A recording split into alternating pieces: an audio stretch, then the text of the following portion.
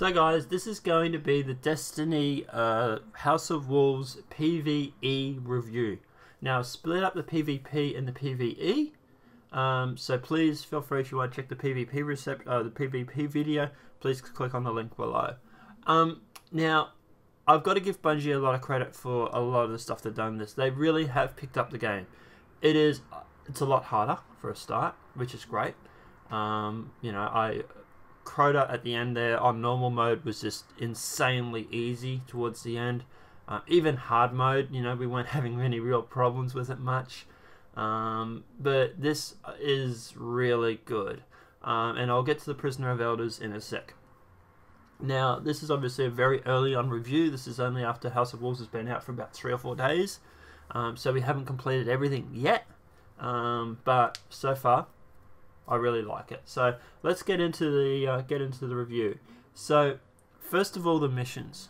Good thing about the missions is that there's new enemies, there's new missions themselves, there's new objectives. Although they are a lot of rehash of the old ones, except for the whole capturing of the guy. That was completely new. I love that. But a lot of it seems to be go kill these people in this sort of section. And it's the same thing as what it was with the old expansion and also the old game. So obviously mixing up and putting in new objectives and completely new missions would be a great thing, Bungie, if you could do that for us. But yeah, that was the only one with the missions I really had a bit of an issue with. Was this, okay, so we're still going after and killing the same guy. It's just a different guy. And the bosses in the missions themselves aren't any different than what we were hunting already before.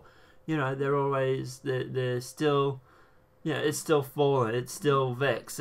There's no new skins. It's just an old skin with a new level buff, or he's a bullet sponge. But hey, look, guess what? It looks like the same guy that you just killed 400 times before.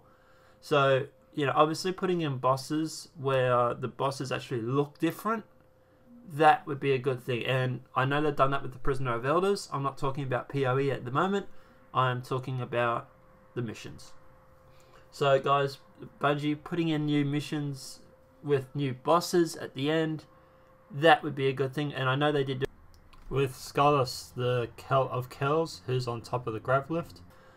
He was a little bit different, but he was still a fallen boss. He looked like all the other fallen vandals or fallen bosses or the other fallen that we gone after before. He was just a bigger version of it with a bigger gun. But at least I suppose it was a little bit different. The missions themselves, apart from that, were great. I really love the Scorch Cannon. I love the new enemies. They've given all the shanks or the skanks an upgrade, making them explode, and some have machine guns that don't explode, and etc, etc, etc. They've put the walkers back in the game a little bit more now. There's 2 or 3 missions that you go through where you actually come across a walker. It's actually really good. And also they've also gone through and they've also put in some obviously some new rewards and stuff like that, which are obviously interesting as well. A lot of the rewards I got were like these amethyst things that you give to Kralix or whatever his name is, and obviously he can go through and he'll cash them in for 2,500 or 3,000 or 5,000 glimmer. I do worry about why we're getting 5,000 glimmer from one guy. Obviously the glimmer is going to be a lot more sought after than previously, because if they're giving you a reward of 5,000, then obviously you're going to be spending it. Apart from the missions, the reef social space. Now, I really like the reef. It's very beautiful. There's their own version of the ball in the reef. There's also the light that you can turn on and off. Please see the description below for those 2 videos. They're quite fun. And also the reef is very beautiful. I really wish that sometimes they put guardrails around things, because my fellow teammates seem to want to push me over the edge when I'm AFK. But apart from that, it's a lot smaller than what it used to be in the tower. I like to think that the tower's basically been cut into thirds, and we've got a third of it. Now, obviously there's doors so they can do expansions later, etc, etc, etc. And they've also dropped the player count down too, from, I think it was around 12 to about 8. Now, I think that was more of a memory issue, which is not such a bad thing. Obviously, better memory. Obviously, the faster the game runs, better for us. But it also makes it a lot harder joining your mates who are in tower now, because while you used to have up to so many slots, now you've only got X amount of slots. And it's a lot harder to get people to jump in when people are loitering in tower. But anyway, you can always just wait for orbit and wait for your mates to get orbit before you join them, I suppose. Now, getting to POE, or Prisoner of Elders. Prisoner of Elders is a lot of fun, and I am really, really happy with it. I'm not going to say it's better than a raid, because it's impossible to compare the two. But I do like what they've done with Prisoner of Elders, and I'm not that disappointed that we don't have a raid yet. Now, as Bungie have also said, they are working on putting out a raid. Whether we have to pay for it or not later, I don't know. But at the moment, the Prisoner of Elders is a lot of fun. Now, I've done the Prisoner of Elders 28, 32, and we've started on the 34. Now, obviously, this review is earlier on, so we haven't got to the 35 yet. But from what I've seen with the 34, and from my mates and teammates and that who have tried to do the 34, it is insane. And they love it. Everybody is loving Prisoner of Elders. So Bungie, if you're listening to this, congratulations, you've done an amazing job on Prisoner of Elders. I love the way it's worked. I love the fact that there is there's no checkpoints between waves 1, 2, and 3. That you actually have to complete a section before you get a checkpoint. I love that. It's a little bit annoying, which is great because it's challenging. And it's not just like the fact of, oh yeah, okay, we've done a wave, we've got a checkpoint. So if we die now, then we can go back and just load that checkpoint, or we can just get from that checkpoint. So that's great. It's actually something that we were talking about earlier on before House of Wolves came out. I love the difficulty, I love the guns, I love the fact that the enemy bosses are so tough. I love the fact that we were in there doing the level 32 strike, and we were level 32s, and we were absolutely almost getting smashed by the rockets that were firing from the Cabal. So guys, look, Bungie have done an amazing job on it. If you haven't had a chance to jump into Prisoner of Elders, please definitely do. It is an amazing thing. I don't know what the 35 strike is going to be like. I imagine it is going to be insane.